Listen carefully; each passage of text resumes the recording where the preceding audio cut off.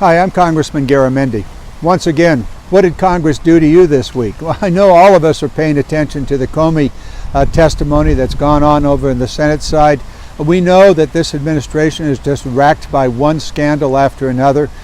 Even before it arrived, Trump was mired in one debate scandal, and now we have a real serious, and in fact I think a constitutional crisis that's facing us.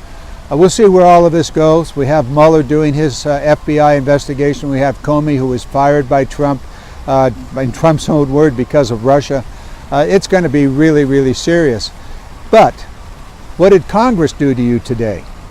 Well, actually this week, Congress rolled back the protections that were in the Dodd-Frank legislation, which was an attempt back in 2010 to straighten out the Wall Street meltdown that occurred in 2008. $11 trillion of your money was lost in that, your home values and your stock values and on and on.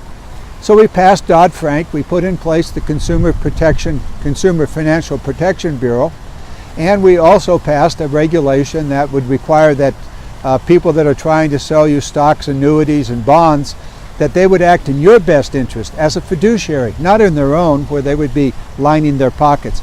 Well, this week, Congress wiped out all of those protections. They didn't roll back all of Dodd-Frank. They left those pieces in place that would actually help the Wall Street bankers.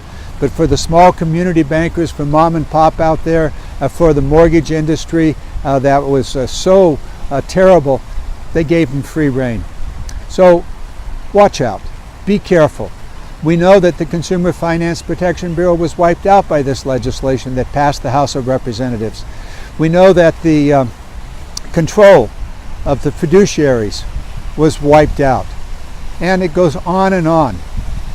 I don't know what to say except Congress is not acting in your best interest. I know us Democrats, we're doing the best we can to hold the line and to continue the protections, but frankly we don't have the votes to do that.